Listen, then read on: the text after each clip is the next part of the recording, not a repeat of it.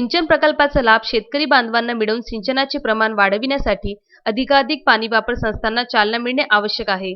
त्यासाठी जलसंपदा अभियंत्यांनी इतर विभागाच्या समन्वयातून जिल्ह्यात व्यापक मोहीम राबवावी असे निर्देश जिल्ह्याचे पालकमंत्री ॲडव्होकेट यशोमती ठाकूर यांनी 22 मार्च रोजी दिले। जिल्ह्यातील सिंचन प्रकल्पाच्या कामांबाबत आढावा बैठक पालकमंत्र्यांच्या अध्यक्षतेखाली जिल्हाधिकारी कार्यालयात झाली।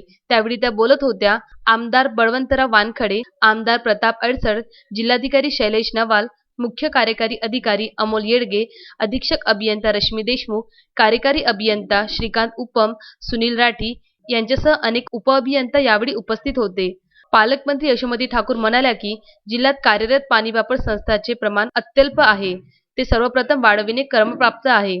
सर्वत्र पाटचरा निर्माण होऊन शेतीचे सिंचन वाढविणे आवश्यक आहे। ही कामे मिशन मोडवर केल्याशिवाय पूर्णत्वास जाणार नाहीत। त्यामुळे जलसंपदा अभियंत्यांनी प्रत्यक्ष फील्डमध्ये उतरून ही कामे हिरिरीने पूर्ण करावीत। केवळ आपले कार्यक्षेत्र एवढेच आपले काम अशी भावना ठेवू नये। जिल्ह्यात सिंचनाचे प्रमाण वाढविण्यासाठी सांघिक भावनेने काम करणे आवश्यक आहे। पाणी वापर संस्थांना चालना देण्याविषयी आपण गतवर्षीच्या बैठकीतच आदेश दिले होते। मात्र त्यानंतर कार्यान्वित झालेल्या संस्थांची संख्या फारच थोडी आहे। त्यासाठी सर्व प्रकल्पांतर्गत समाविष्ट क्षेत्राचा आढावा घेऊन अपेक्षित कामे तत्काळ हाती घ्यावीत। पाटचरांच्या कामांना गती देऊन पाणी वापर संस्थांना चालना द्यावी। 15 जूनपूर्वी किमान 100 ठिकाणी सिंचन सुरळीत होईल हे उद्दिष्ट ठेवून कामे करावीत, असे निर्देश पालकमंत्र्यांनी दिले।